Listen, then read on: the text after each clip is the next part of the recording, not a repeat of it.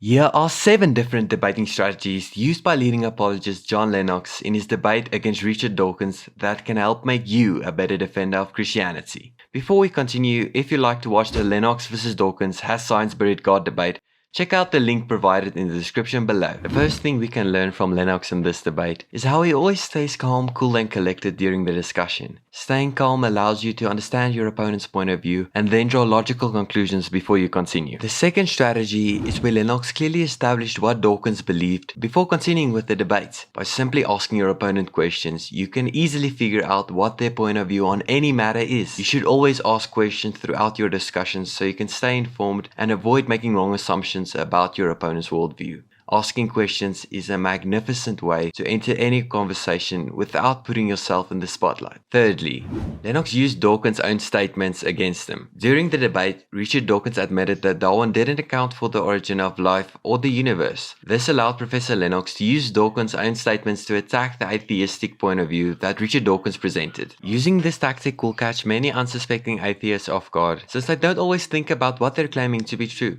It allows you to point out any self-defeating statements and contradictory errors in their worldview without you having to explain anything about Christianity. The fourth strategy correlates very well with the previous one, and that is Professor Lennox uses several quotes from atheistic scientists to refute some of the arguments that Richard Dawkins presents. Now, I'm not saying you have to go memorize 20 different atheist quotes to use in your day-to-day discussions, but it is useful if you have one or two to refer to when you're debating atheists. Atheistic historians like Bart Ehrman are usually good to refer to, since they can show the evidence for Jesus' life 2000 years ago, and many of them even claim that there is strong evidence for the resurrection of Jesus Christ. The fifth strategy is to use well thought out analogies to get your point across. A great example of an analogy that John Lennox uses during the debate is when he explains to Richard Dawkins that just like the author of a book has to be more complex than the book itself, so the creator of the universe must also be more complex than the universe itself. Using analogies is a great way to help explain ideas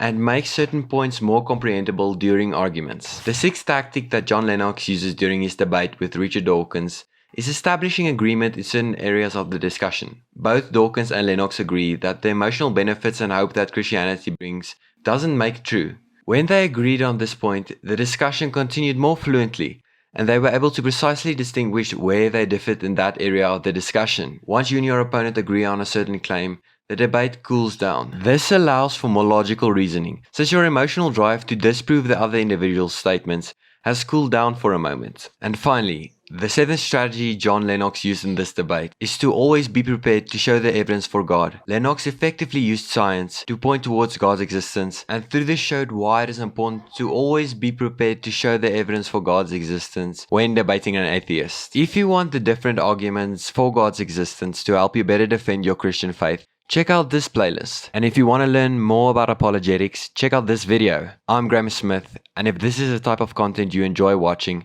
then maybe consider subscribing. Thanks for watching, and God bless.